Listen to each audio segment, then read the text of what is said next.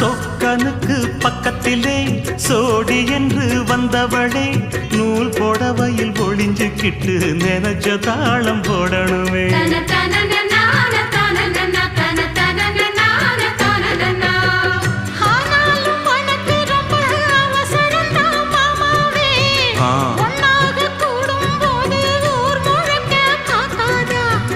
பார்த்தாலும் தவறு இல்ல பனியுறங்கும் ரோசாவே உன்னால சொத்த வச்ச மூக்குலதான் வைக்காதா.